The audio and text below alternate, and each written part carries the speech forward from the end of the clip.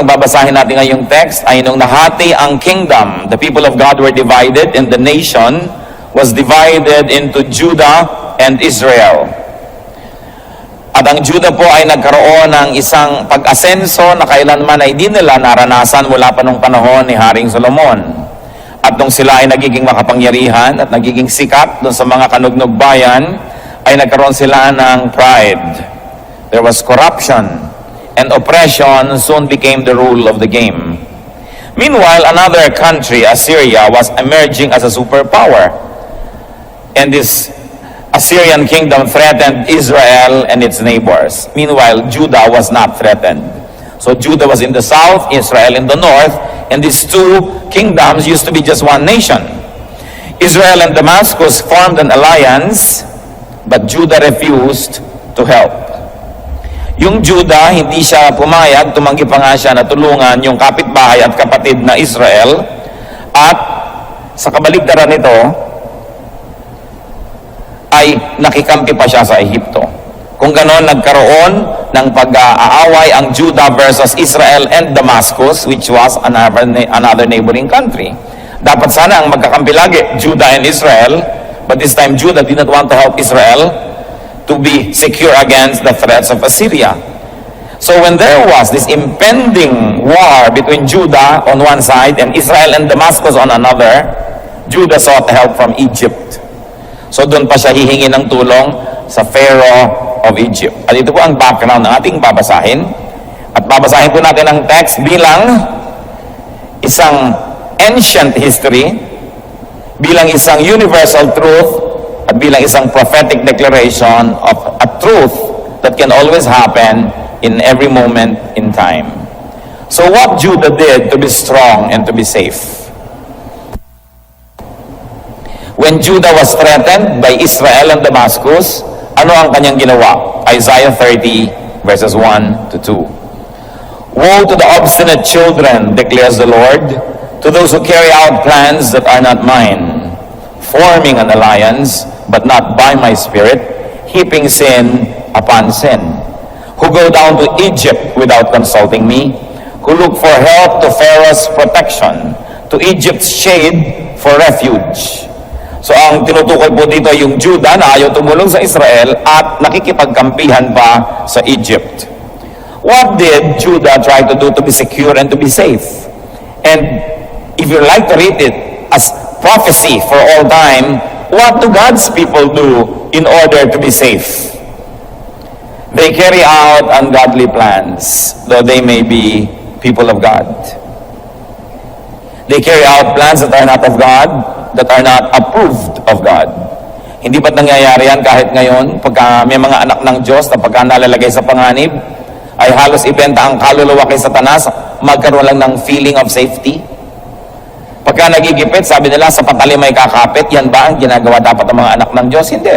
Pero ito ang ginawa ng Judah. Isaiah 8:19 says, should not a people inquire of their God?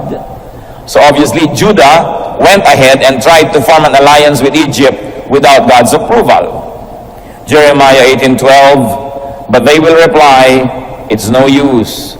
We will continue with our own plans. Each of us will follow the stubbornness of his evil heart. So, ito po ang pagpapatuloy ng ating kasaysayan. So Judah here was being admonished to repent, but instead insisted on its own way. So what else do God's people do in order to be safe?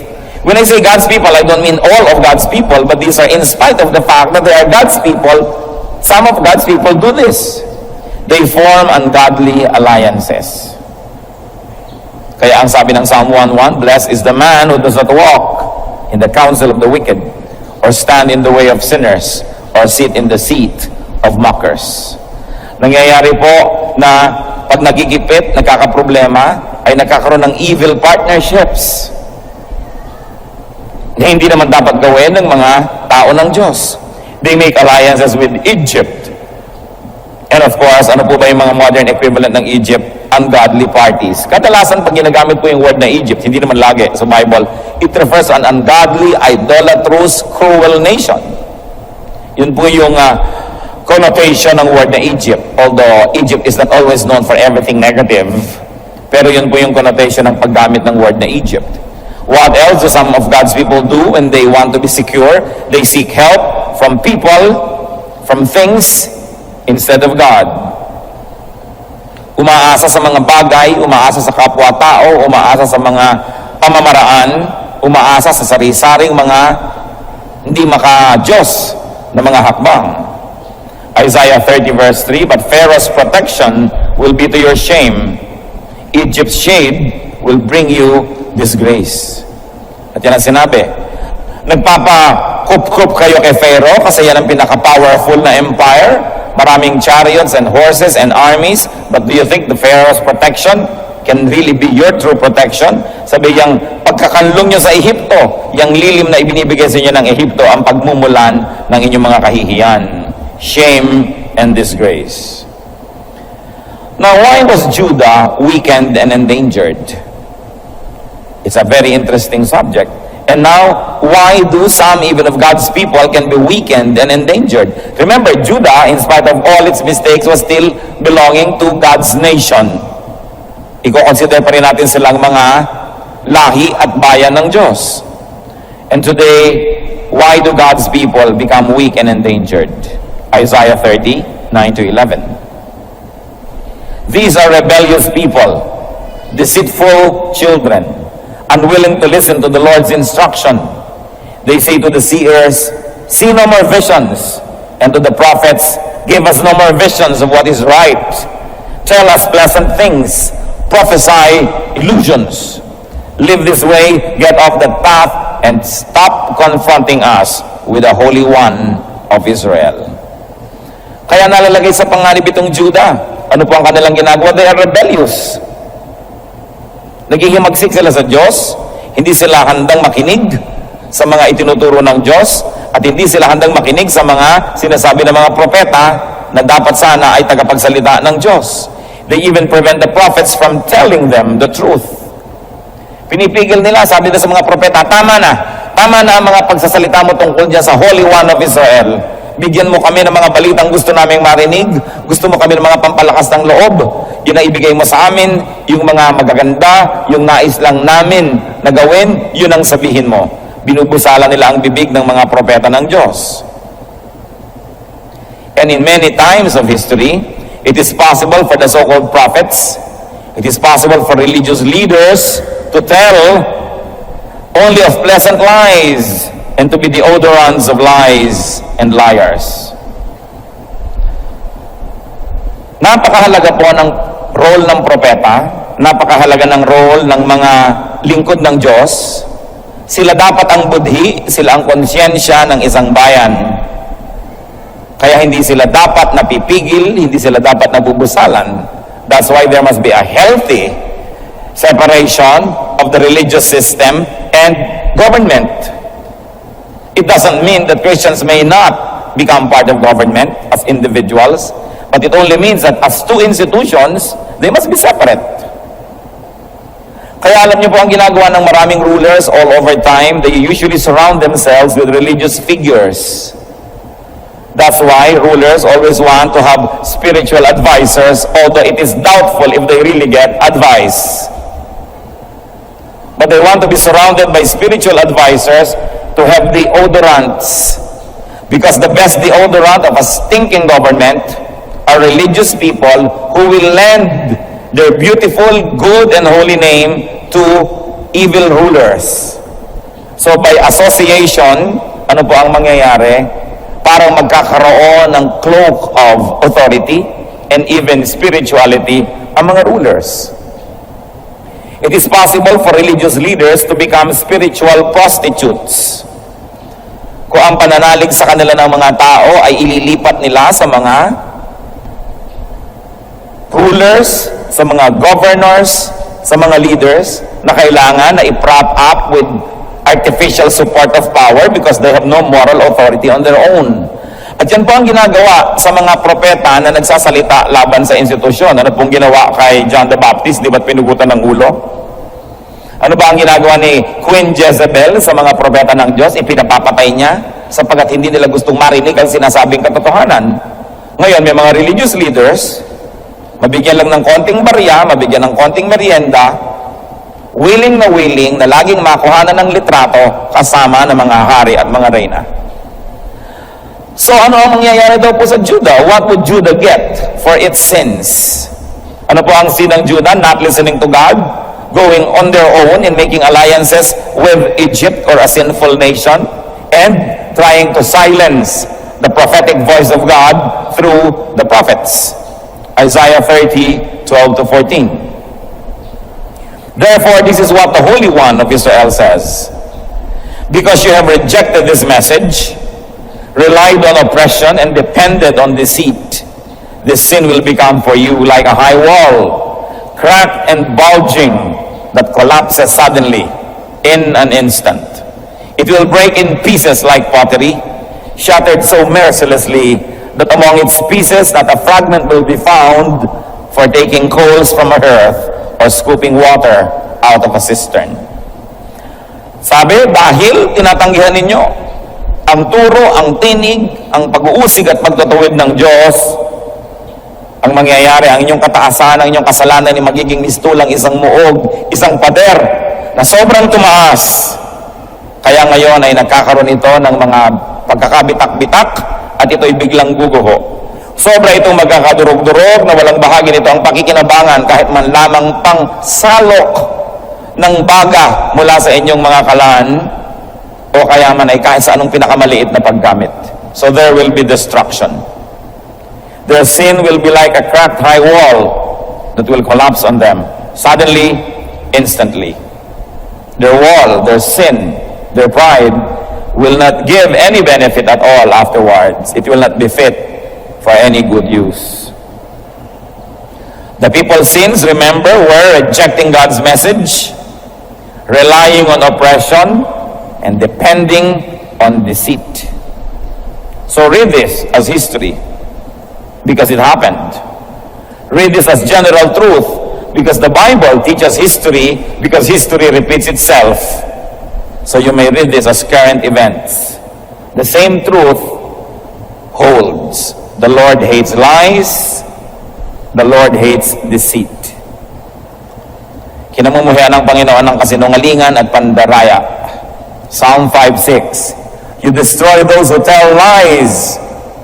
Bloodthirsty and deceitful men, the Lord abhors.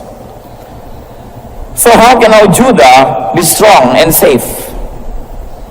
May paraan pa naman para makaiwas dito sa sinasabing pagbagsak na ito. How can God's people be strong and safe, especially if they have already committed the mistake of aligning themselves with Egypt, of relying on lies and deception and oppression? Isaiah 30 verse 15. This is what the sovereign Lord, the Holy One of Israel says. In repentance and rest is your salvation. In quietness and trust is your strength, but you would have none of it. Sabi, eto ang inyong kaligtasan through repentance. Pero sa tigas ng ulo nyo, hindi kayo makikinig. And what is repentance? Turning away from sin and turning to God. You've got to turn away from sin and turn to God. Zechariah 1:3, therefore tell the people, this is what the Lord Almighty says, return to me, declares the Lord Almighty, and I will return to you, says the Lord Almighty. Trust in God. So sinabi, repent and trust in God. In godliness, in the truth, not in press releases, not in the utterances of professional liars called spokesmen or spokeswomen, but to go to the truth, dig for the truth, fight for the truth. Many people think that the truth cannot help, that the truth is not good enough, so they rely on lies and deception. Or when caught in the mouth, they rely on silence, they rely on not commenting at all. Silence can be one of the most effective tools of the liar when the liar can no longer speak because the truth will destroy them. But godliness demands that evil and lies, deceivers and liars be exposed, that liars be shamed and vanquished, po ang sabi ng Ephesians 5:11? Have nothing to do with the fruitful deeds of darkness, but rather expose them. Ano po ang pinapagawa ng Panginoon sa mga gawa daw ng kadiliman? Expose them. Have nothing to do with it. Huwag mong pagtakpan, huwag mong deodorize ang mga gawa ng kadiliman. Ibunyag, ihayag, sapagkat ang katotohanan lang ang nagpapalaya. Of course, liars and deceivers will try to deodorize themselves with religion, with religiosity, and with association with religious leaders, so they can always say, the Lord put me here. Kailangan nila lagi ng mga excuse. Kaya nga po makikita natin, pati po ang si Satanas nagpapanggap na siya ay alagad ng kaliwanagan. 2 Corinthians 11:14-15. And no wonder, for Satan masquerades as an angel of light. It is not surprising then if his servants masquerade as servants of righteousness. Their end will be what their actions deserve.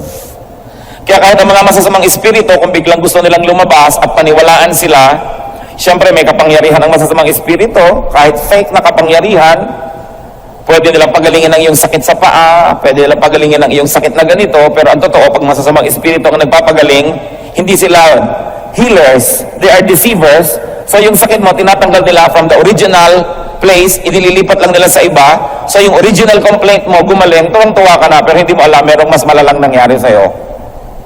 Pero siyempre, pag nagpapagaling ang masasamang espiritu, alangan man dumating sila na mukhang demonyo. Di walang naniwala. So kailangan mukha silang banal. Kailangan may liwanag. Sasabihin, ako ay sugo ng Diyos. Sugo ni ganito at sugo ni ganon.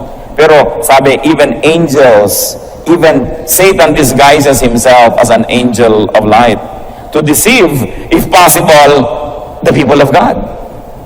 Kaya po yung masyado kung mga mapaniwalain sa mga himala, mga apparition, mga kung ano-ano. Siyempre yung mag-a-appear doon, alangan masabi niya, ako si Satanas. Eh di nagtakbuhan ng mga tao. Sasabihin niya, ako si ganito, padala ng Diyos, pati itsura, pati costume, di-deceive ang mga tao. How will you know if it is not from God? When glory and honor is not given to God, but given to the supposed personage that made the appearance, it's not from God. Because the true work of God will glorify no one and nothing else but God. Pero pag sinabi nung sumipot, build a church in my honor, nakakataya kayo, hindi ang Diyos galing pinanggalingan nun. Kasi sarili niya ang itataas niya, hindi ang Diyos. Nakita niyo po, si Peter, nung lumuhod sa kanya si Cornelius, sabi niya, stand up, I too am a man. At nung si John the Beloved ay lumuhod sa harap ng anghel, nung ipinakita sa kanya yung future sa Book of Revelation, sabi ng anghel, tumayo ka, worship God, I'm only a fellow servant of yours. Sapagkat yung mga tunay na padala ng Diyos, hindi nila kukunin ang karangalan. Sa Diyos lang nila ibibigay. Napakarami pong mga nadedeceive na mga apparition, ng mga himala. Papagalingin ang ganito nila, pero hindi nila alam may ibang sakit na ibinigay sa kanila. Dahil kahit naman nung himala ang gawin sa kanila, namamatay din sila. Ganun ba ang himala? Pero nandadaya. Ang mga mandaraya po, dapat mukha silang galing sa Diyos. At ang lahat ng mga gustong magsamantala sa kapwa-tao at magkaroon ng kapangyarihan, dapat mukhang galing sa Diyos. Hindi kayo nakakahalata. Ang mga Roman emperors, ano ang claims nila? They are descendants of the gods. That's why the emperors were worshipped. The pharaohs were gods upon earth. Dahil ang kanilang mga mitong nilikha para magbigay ng excuse ang kanilang absolute rule, ang kanilang ama ay galing sa langit at ang kanilang ina ay tao. Counterfeits of God, the Lord Jesus Christ, who came from heaven and then had associations with humans in the flesh. So makikita nyo po, lahat ng religious leaders may claim ng divine connection. That even the Pope in Rome had to be descendant of Peter. Kailangan kumonekta sa isang religious person para magkaroon ng excuse for absolute power. Nakita niyo po yung mga leader ng mga maraming Eastern religions, sinasamba rin sila because they are incarnations of this and that religious personage. Nakita niyo mga emperor ng Japan, kaapu-apuhan din ng Diyos. Nung natalo sa gera, ipinatanggal ni MacArthur, so the emperor had to renounce divinity. But until the time of the Second World War, the emperors of Japan were treated as gods because they are believed as descendants from the gods. Ganito po ang ginagawa ng mga makapangyarihan na panglilinlang sa mga tao. I-claim nila na sila may connection sa Diyos para may excuse ang kanilang power. So pati ang mga founder ng mga kulto, lagi silang nagkaroon ng vision. Dinala sila ng anghel sa isang kuweba, sa isang bundok, sa ilalim ng isang puno. Nagpakita sa kanila ang anghel o ang Diyos. Binigyan sila ng ganitong bato, o binigyan sila ng ganitong libro, o binigyan sila ng ganitong kapangyarihan. Kaya paglabas nila, naging founder sila ng mga kulto. Kailangan may anghel na galing sa langit na hihipo sa kanila, magbibigay sa kanila ng kapangyarihan. Common yan sa lahat ng mga kulto. Nagkaroon sila ng personal encounter with the divine para magkaroon ng excuse sa kanilang absolute power. Kaya ano naman po ang mangyayari? Ang lahat ng mga hari at reyna sa Europa, anong lagi nilang ini-invoke? The divine rights of kings. Divine rights, because they are descendants of the gods. Ano ngayon sa demokrasya? Paano ang demokrasya na hindi ka na-descendant ng kung sinong royal family na galing sa Diyos? Ibinoboto ka ng tao, may bago na naman silang gimmick. Sasabihin nila, Vox Populi, Vox Dei. The voice of the people is the voice of God. The people have voted, so this is God's choice. So the Lord put me here. Excuses, no, to justify excesses and power, to justify whatever they want to do. Ang mga tao dapat ay mamulat sa ganitong mga pamamaraan ng kanilang kapwa-tao na nais silang pagsamantalahan, linlangin. No, why would Judah not be strong and safe? Isaiah 30:16, run, they will avoid God's judgment, they will use speed. So, ito daw ang problema. So tatakbo kayo. Pag tumakbo kayo, hahabulin kayo. Sa palagay nyo, sino ang disadvantageous ang situation? Yung hinahabol o yung nangahabol? Ang nangahabol can choose to rest anytime, pero ang hinahabol hindi. Tatakbo kayo, kawawa lang kayo. Sabi niya, bibilisan namin ang takbo namin. O edi bibilisan din namin ang habol. Lalo kang mapapagod. Mabuti pa kung nung tumatakbo ka, hindi mabilis, hindi rin kami masyadong mabilis, hindi ka napapagod. Oras na binilisan naman takbo mo, bibilisan din ang habol sa'yo. Madodoble ang iyong pagod. So yun ang sinasabi dito ng Book of God, the Word of God. No? Why will you have to run? Why will you have to hide when you can just repent? When you can just turn to God and turn away from your sin. Ipinagmamalaki kasi ng mga tao technology. Noon, ipinagmamalaki nila chariots, horses. It's the same. Technology just kept changing. But people use technology, so they're also exposed, and they are weakened, and they are overtaken by technology. They flee, they run away, they disappear, because they are being searched for. Parang familiar ang lahat. May mga nawawala dahil hinahanap. May mga nagtatago dahil nabuko. May mga nananahimik dahil wala nang masasabing totoo, kaya nananahimik na lang.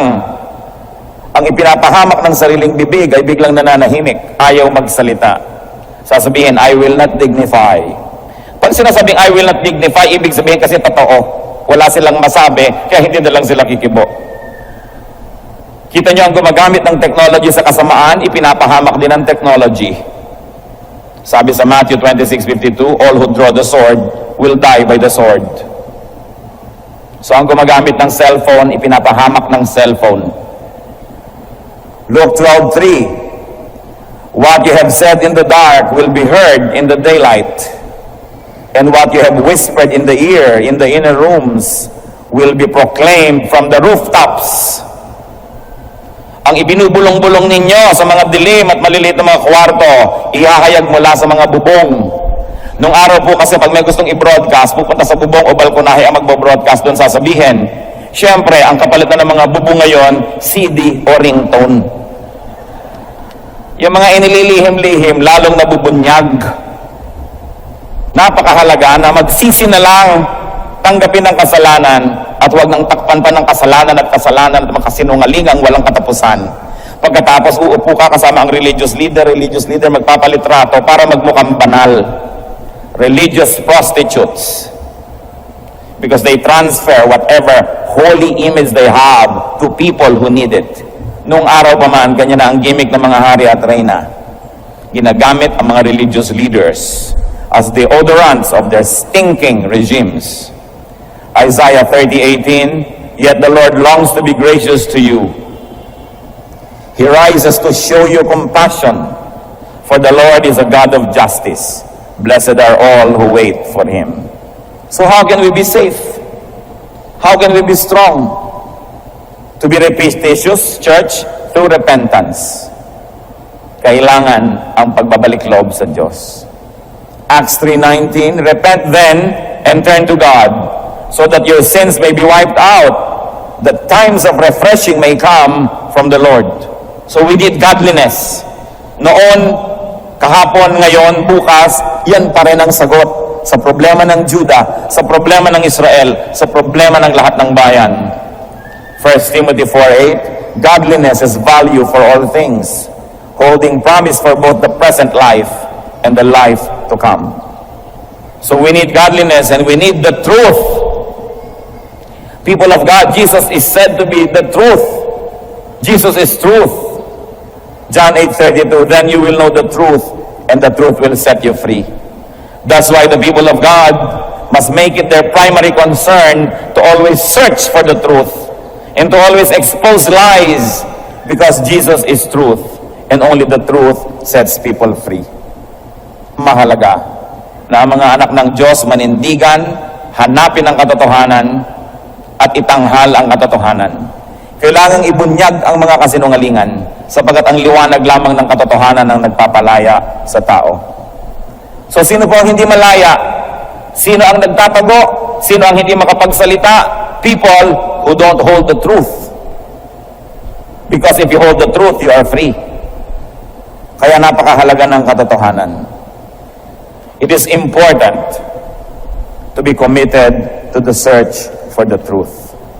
Religious leaders should stop laying their hands. Silence of the church can become the power of evil. The church has a prophetic voice that must be heard, because the church must give a nation its conscience. Kailangan nakikisangkot, kailangan na may paninindigan, and to trust in God.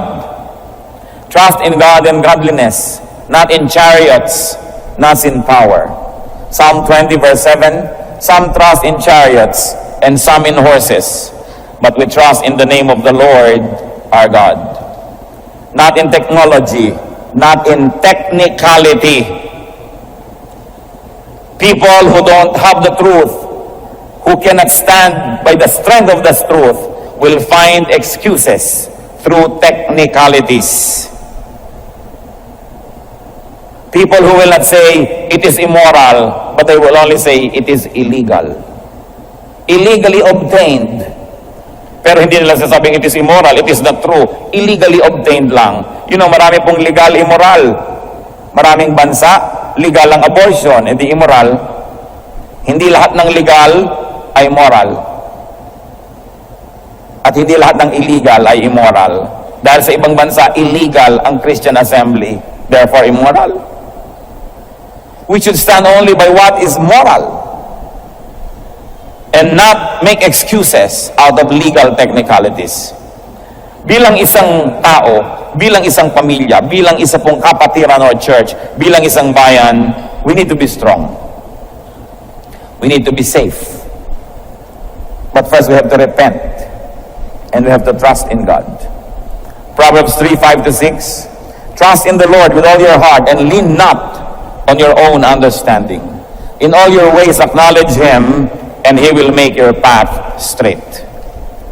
Ano po sa ating buhay personal na hindi tayo sumusunod sa Diyos? We make unholy alliances. In our attempt at being safe, we befriend the devil. We make a pact with the devil. Sa kagustuhan lang natin maging financially secure, gumagawa tayo ng immorality. Sa kagustuhan lang natin na tayo ang manaig, may mga tinatapakan tayo at sinisirang tao. Noon hanggang ngayon, people want to be secure. But how you become secure is the issue. Sinabi na po dito sa ating binasa, it's not through friendship with Egypt. It's not through horses. It's not through running away. But it's only through repentance and godliness that people can be strong and safe. Because God is our refuge. Sa personal na buhay, sa buhay po ng inyong buong pamilya, paano nagiging totoo ito? Sa buhay ng ating bansa, paano tayo magiging strong country and republic? Kailangan sa katotohanan nakatindig. Because nobody that stands with a lie and stands on a lie can be strong. Ano po mga dapat nating pagsisihan? Anong dapat nating gawin? Sigurado naman lahat tayo gusto po natin tayo secure and strong. But the ways that you employ will make you succeed or fail. It is only God's way that really works. Amang Diyos namin, kami po ay lumalapit sa inyo. Humihingi po kami ng very personal application dito sa kasaysayan ng Judah. Ituro niyo po sa amin kung kami nagiging parang Judah sa aming personal lives. Makamit lamang ang gusto, manaig lang, manalo lang, yumaman, maging makapangyarihan, ay gumagawa ng mga bagay na di nyo gusto. Makuha lang ang gusto, maagaw lang ang isang gustong agawin, we bend rules, we make immoral shortcuts.